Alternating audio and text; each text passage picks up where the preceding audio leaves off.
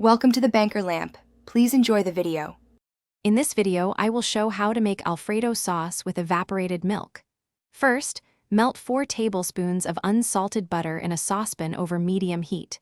Add 2 cloves of minced garlic and sauté for about 1 minute until fragrant. Be careful not to brown the garlic, as this can make it bitter. This simple base is crucial for a flavorful sauce.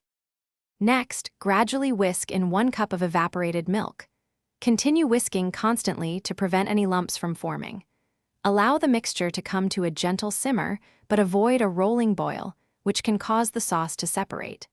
This slow heating process helps the sauce thicken beautifully and evenly, ensuring a smooth texture. Now, remove the saucepan from the heat and stir in 1 cup of freshly grated Parmesan cheese. Keep stirring until the cheese is fully melted and incorporated, creating a velvety texture.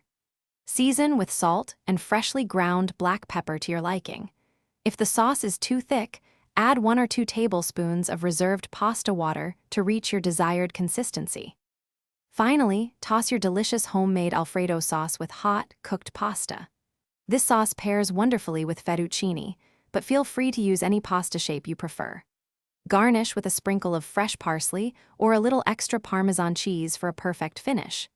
Enjoy this rich and creamy dish. And hey, for an even easier cleanup after dinner, check the description for a link to the Shark AI Ultra Robot Vacuum and other great deals. Thanks for watching. If this was helpful, leave a like and consider subscribing. See you next time.